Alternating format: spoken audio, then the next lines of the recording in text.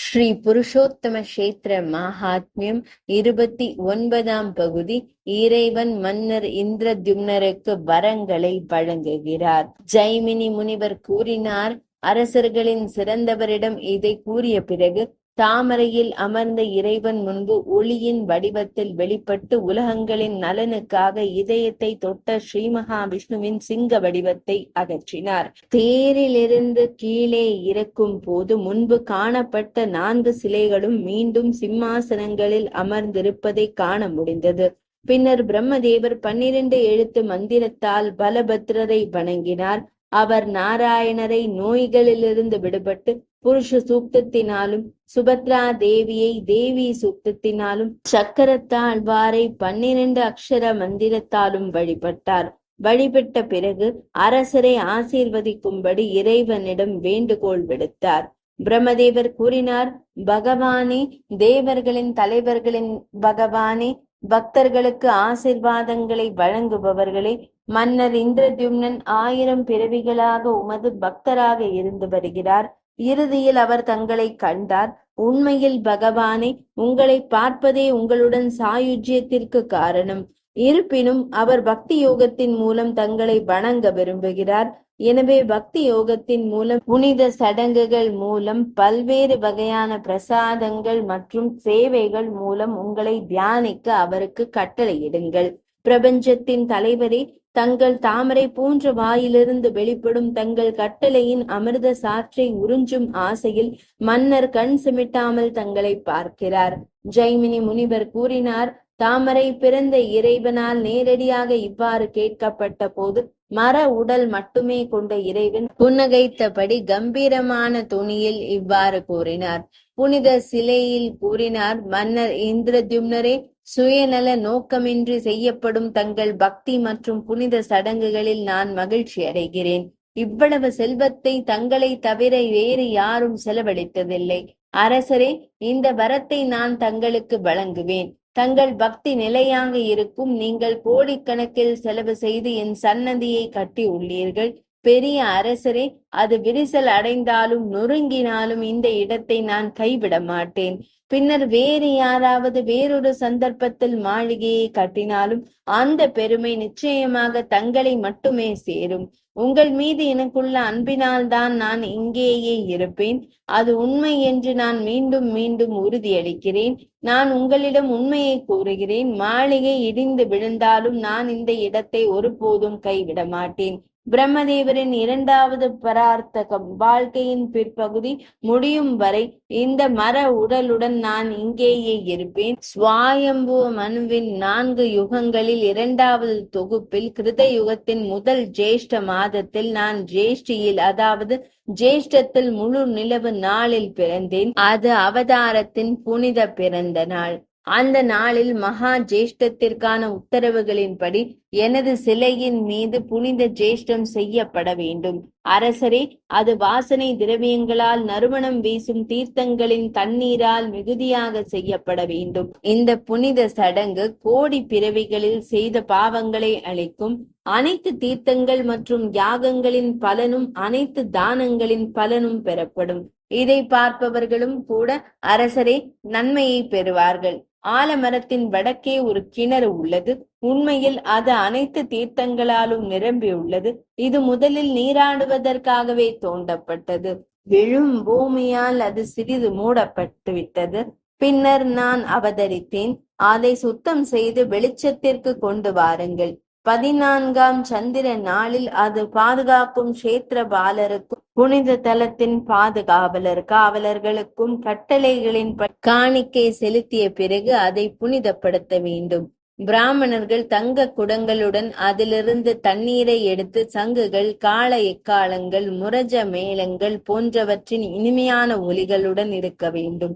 ஜேஷ்ட மாதத்தில், அதாவது ஆனி மாதத்தில் பௌர்ணமி நன்னாளில் காலையில் பக்தர் பலதேவர், தேவி சுபத்ரை மற்றும் என்னை பிரம்மாவுடன் சேர்த்து ஸ்நானம் செய்ய வேண்டும். அதன் மூலம் அவர் எனது உலகத்தை பெறுவார். சிறந்த மன்னரே, அப்போது நான் ஸ்நானம் செய்யப்படுவதை காணும் மனிதன் அதன் பிறகு உடல்களால் பிணைக்கப்பட மாட்டான். வடகிழக்கு மூலையில் ஒரு உறுதியான மேடை, உயர்ந்த மேடை உருவாக்கப்பட்டு வைக்கப்பட வேண்டும். அது நன்கு அலங்கரிக்கப்பட வேண்டும். அதன் மேலே ஒரு விதானம் அமைக்கப்பட வேண்டும். அதை சந்தன குழம்பு தண்ணீரால் தெளிக்க வேண்டும். பலராமர் மற்றும் தேவி சுபத்திரையுடன் நானும் ஸ்நானம் செய்யப்பட்டு அங்கு அழைத்து செல்லப்பட வேண்டும். மிகுந்த பக்தியுடன் தெற்கு நோக்கி முன்னேறி செல்வதை காண்பவன் நிச்சயமாக அவன் விரும்புவதை பெறுவான். அரசரே, என்னை நிறுவிய பிறகு 15 தினங்களுக்கு ஒருவர் ஒருபோதும் அசிங்கமான அல்லது அழகான விஷயங்களை காணக்கூடாது. இந்த ஜேஷ்ட புனித ஸ்நானத்தை செய்வதன் மூலம் ஒருவர் அனைத்து பாவங்களில் இருந்தும் விடுவிக்கப்படுகிறார். பூமியின் தலைவரே, நீங்கள் குண்டிகா என்ற மிகப்பெரிய ஊர்வலத்தை கொண்டாட வேண்டும். இதை மகிமைப்படுத்துவது ஒரு மனிதனை பாவங்களில் இருந்து விடுவிக்கிறது. சந்திர மாதமான மாக மாதத்தின் 5ஆம் நாள் மற்றும் சித்திரை மாதத்தின் பிரகாசமான பாதையின் 8ஆம் நாள் குண்டிகா என்ற பெரிய திருவிழாவிற்கு சிறந்த நாள்களாகும். குறிப்பாக ஆஷாட மாதத்தின் 2ஆம் நாள், அதாவது ஆடி மாதத்தின் 2ஆம் நாள் புஷ்ய நட்சத்திரத்துடன் இணைந்து முக்திக்கு உகந்தது. நட்சத்திர கூட்டங்கள் ஒத்து போகாவிட்டாலும் குறிப்பிட்ட தினத்தில், சந்திர தினத்தில் இந்த விழா கொண்டாடப்படும். அது எனக்கு எப்போதும் மகிழ்ச்சி அளிக்கிறது. 2வது நாளில் ஆஷாட சந்திர மாதத்தின் பிரகாசமான பாதையில் புஷ்ய நட்சத்திர கூட்டத்துடன் இணைந்து பக்தர்கள் பலதேவரையும் என்னையும் சுபத்திரையுடன் சேர்த்து தேரில் அமர்த்த வேண்டும். பெரிய திருவிழாவை நடத்துவதற்கு பல பிராமணர்களை சாந்தப்படுத்த வேண்டும். குண்டீச்சா மண்டபம் நான் முன்பு பிறந்த இடத்தில் இருக்க வேண்டும். அந்த நேரத்தில் உங்கள் 1000 குதிரை யாகங்களின் பெரிய பலிபீடம் அங்கு இருந்தது. அதைவிட புண்ணியமான இடம் பூமியில் வேறு எங்கும் இல்லை. 500 ஆண்டுகளாக என்னை சாந்தப்படுத்த நீங்கள் ஹோமங்கள் செய்த இடத்தை விட பூமியில் எனக்கு மிகவும் இனிமையான இடம் வேறு எதுவும் இல்லை.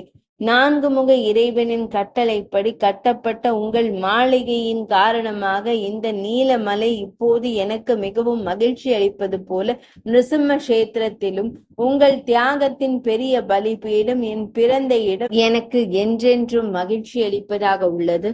நான் அங்கு அதிக நேரம் தங்கியிருக்கிறேன். அதில் எனக்கு மிகுந்த மகிழ்ச்சி. இந்த தாமரையில் பிறந்த இறைவன் என் ஆத்மா அவரால் மாளிகையில் நிறுவப்பட்டது. அவரது வேண்டுகோள் மற்றும் தங்கள் பக்தி காரணமாக நான் இங்கே நிரந்தரமாக தங்குவேன். நான் 9 தினங்கள் அங்கு செல்வேன். பின்னர் நான் இங்கு வருவேன். பெரிய அரசரே, எல்லா தீர்த்தங்களையும் கொண்ட தங்கள் ஏரி அருகே உள்ளது. அதன் கரையில் மக்களை ஆசீர்வதிக்கும் விருப்பத்துடன் நான் 7 தினங்கள் தங்குவேன். என்னை அங்கே நிறுத்துவதை காணும் பக்தர்கள் என் இருப்பிடத்திற்கு செல்கிறார்கள். 3 உலகங்களிலும் 3.5 கோடி தீர்த்தங்கள் ஒன்றாக உள்ளன. ஏரியின் அருகே நான் இருப்பதால் அந்த தீர்த்தங்கள் அனைத்தும் அந்த ஏரியில் பாய்கின்றன. அங்கு புனித நீராடி பக்தி உணர்வுகளுடன் என்னை முறையாக காண்பதன் மூலம் அவர்கள் இனி ஒரு தாயின் வயிற்றின் வலியை அனுபவிக்க மாட்டார்கள். நான் 9ஆம் நாளில் தெற்கு நோக்கி திரும்பும் போது பக்தர்கள் என்னை காண்பார்கள். அப்போது என்னை காண்பவர்கள் ஒவ்வொரு அடியிலும் குதிரை பலியின் பலனை அடைவார்கள். அவர்கள் தேவேந்திரனுடன் இணையாக இருப்பதால் இன்பங்களை அனுபவித்து இறுதியில் என்னுள் நுழைகிறார்கள், அதாவது என்னுடன் ஒன்றாகிறார்கள். நான் எழுந்திருப்பது, நான் உறங்கச் செல்வது, பக்கவாட்டில் திரும்புவது, என் பாதையை மறைப்பது மற்றும் தகுதியான நீராடல், இவை அனைத்தும் பெரிய பண்டிகைகளுக்கான சந்தர்ப்பங்கள். அரசரே, பால்குண மாதத்தில் பௌர்ணமி நாளில் ஊஞ்சலில் விளையாடும் எனது திருவிழாவை கொண்டாட வேண்டும். தெற்கு நோக்கி வணங்கப்பட்டு ஊஞ்சலில் விளையாடும் என்னை காண்பவர்கள் பிராமண வதம் மற்றும் பிற பாவங்களிலிருந்து விடுபடுபவர்கள். அதில் எந்த சந்தேகமும் இல்லை. இந்த 2 பண்டிகைகளிலும் என்னை வணங்கி என்னை வழிபடுபவர்கள் பிராமண வதம் முதலிய பிற பாவங்களிலிருந்தும் விடுபடுகிறார்கள். அதில் எந்த ஐயமும் இல்லை. இந்த 2 பண்டிகைகளிலும் என்னை வணங்கி என்னை கண்டு என்னை வணங்கினால் பக்தர்கள் ஒவ்வொன்றிற்கும் 8000 குதிரை பலிகளின் பலனை பெறுவார். சைத்திர மாதத்தின் பிரகாசமான பாதியில் 13ஆம் நாள் கர்ம பிரபூர்ணம் கர்மங்களை நிரப்புதல் திருவிழா கொண்டாடப்படும். சைத்திர மாதம் அதாவது சித்திரை மாதத்தின் பிரகாசமான பாதியில் 14ஆம் நாளில் வண்ண மலர்களால் நான் வணங்கப்படுவேன். அந்த மக்களின் அனைத்து பாவங்களும் அழிக்கப்படும். வைகாசி மாதத்தின் பிரகாசமான பாதியில் 3வது நாள் அக்ஷய திருதியை என்று அழைக்கப்படுகிறது. அந்த நாளில் நான் மிகவும் அற்புதமான வாசனை திரவியங்களால் திருமேனி அலங்கரிக்கப்பட்டு வழிபடப்படுவேன்.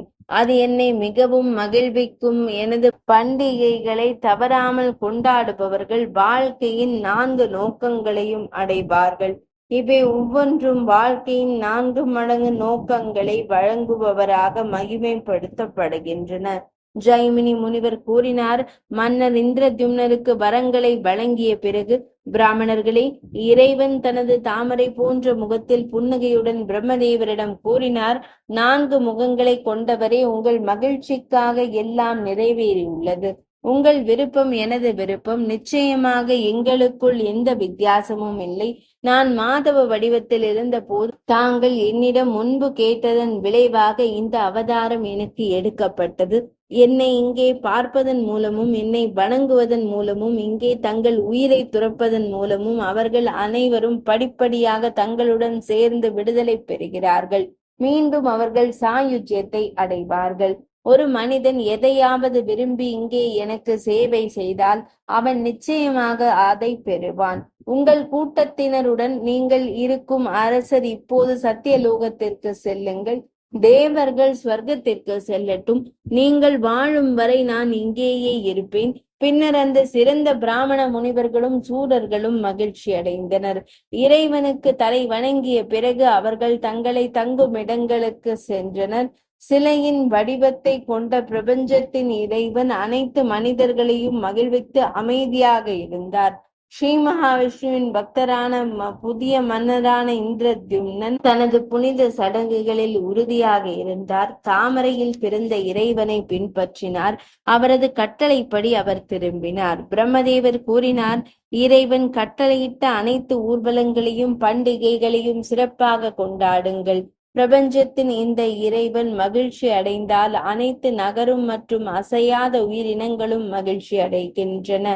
பூமியின் அதிபதி தாமரையில் பிறந்த இறைவனின் இந்த கட்டளையை ஏற்று தலை குனிந்திருந்தார். நாரத முனிவர் மற்றும் பத்மநிதி ஆகியோருடன் ஜேஷ்ட ஸ்நானத்தில் அதாவது ஜேஷ்ட மாதத்தில் புனித நீராடுதல் தொடங்கி அனைத்து பண்டிகைகளையும் அவர் அற்புதமாக கொண்டாடினார். 29ஆம் அத்தியாயம் நிறைவடைந்தது.